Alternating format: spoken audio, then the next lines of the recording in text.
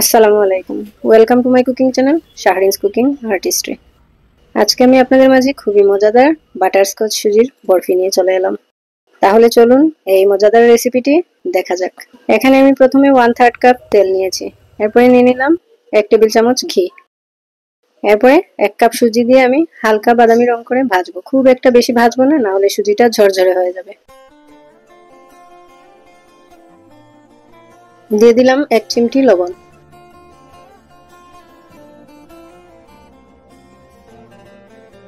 সুজিটা নামিয়ে আমি একপাশে রেখে দেব। এদিকে একটি কড়াইতে নিয়ে নিলাম 1 কাপ চিনি। এটাকে আমি এখন ক্যারামেল করে নেব। চিনিটা গলে আস্তে আস্তে ক্যারামেল হয়ে গেছে। আমি কিন্তু এতে কোনো পানি মিশাই নাই। এখন দিয়ে দিচ্ছি গুঁড়ো করা বাদাম। এখানে আপনাদের ইচ্ছা মতো বাদাম ব্যবহার করতে পারেন। আমি এখানে 1 টেবিল চামচের মতো দিয়েছি। এখন দিয়ে দিচ্ছি 1.5 কাপ ঘন করে রাখা দুধ। দুধটা যখন মেশাবেন তখন অল্প করে মেশাতে হবে, আস্তে আস্তে করে মেশাতে হবে, না হলে দুধটা উপর দিয়ে উঠে পড়ে যাওয়ার চান্স থাকে। এখন দিয়ে দিচ্ছি 1 টেবিল চামচ কনডেন্স মিল্ক। ক্যারামেলটা না গলা পর্যন্ত আমি নাড়তে থাকবো। এদিকে আমি যে মোল্ডের মধ্যে বরফিটা ঢালবো সেটাতে আমি বাটার ব্রাশ করে নিচ্ছি। বাটার ব্রাশ করে এক পাশে রেখে দেব।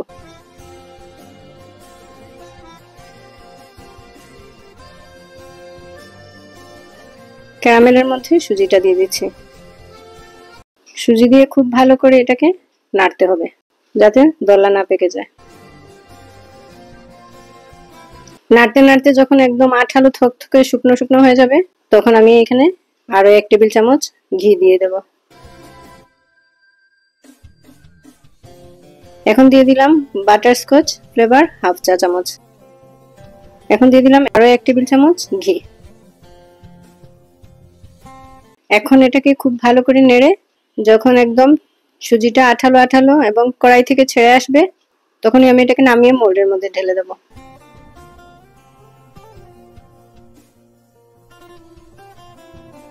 হয়ে গেছে, দেখতে পাচ্ছেন একদম আলাদা আলাদা হয়ে যাচ্ছে পাতিল থেকে। এখন আমি মোল্ডে ঢেলে খুব ভালো করে সমান করে নেব।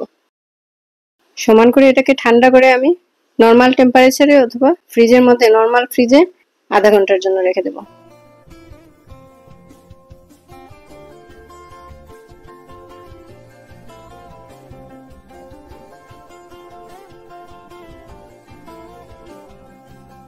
আধা ঘন্টা পর আমি ফ্রিজ থেকে বের করে এনেছি।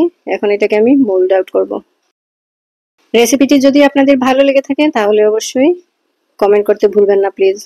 ফেসবুক থেকে যারা দেখছেন তারা একটা লাইক কমেন্ট ও ফলো দিয়ে আমার সাথে থাকবেন, আর ইউটিউব থেকে যারা দেখছেন তারা একটা লাইক কমেন্ট ও সাবস্ক্রাইব করে আমার সাথে থাকবেন।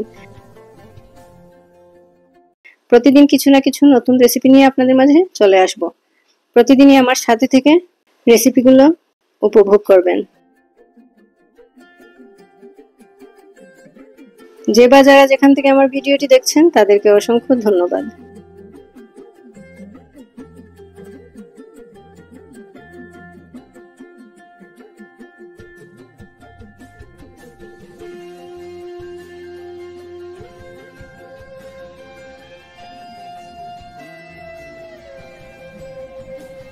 পরবর্তী রেসিপি দেখার আমন্ত্রণ রইল।